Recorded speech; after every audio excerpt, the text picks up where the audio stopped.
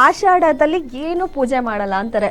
And Shravana ಶುರು ಆಯ್ತು ಅಂದ್ರೆ ಸಾಲು ಪೂಜೆ ಪುನಸ್ಕಾರ ಎಲ್ಲ ಶುರು ಆಗತ್ತೆ. ಯಾಕೆಂದರೆ ಶ್ರಾವಣನ ಮಾಸದಲ್ಲಿ ಶಿವನನ್ನು ಆರಾಧನೆ ಮಾಡಿದರೆ ಶಿವನು ಬಹಳಷ್ಟು ತೃಪ್ತನಾಗ್ತಾನೆ ಅನ್ನುವಂಥ ಒಂದು ನಂಬಿಕೆ.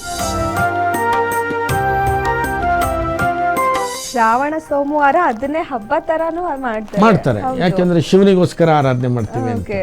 ಸೋಮವಾರ ದಿವಸ ಎಲ್ಲ ಶೈವರು ಅಂತಂದ್ರೆ ಯಾರ್ಯಾರು ಶಿವನನ್ನು ಆರಾಧನೆ ಮಾಡ್ತಾರ ಅವರೆಲ್ಲರೂ ಕೂಡ ಶಿವನನ್ನು ಆರಾಧನೆ ಮಾಡ್ತಾರೆ.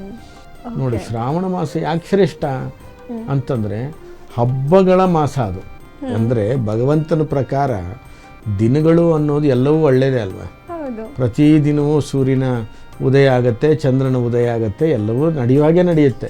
ಯಾವ ವಾರ ನಾಗರ ಪಂಚಮಿ ಬರ್ತದೆಯೋ ಅದೇ ವಾರ ಗೌರಿ ಹಬ್ಬ ಬರ್ತದೆ. ಅದೇ ವಾರ ವಿಜಯದಶಮಿ ಬರ್ತದೆ. ಅದೇ ವಾರ ದೀಪಾವಳಿ ಬರ್ತದೆ.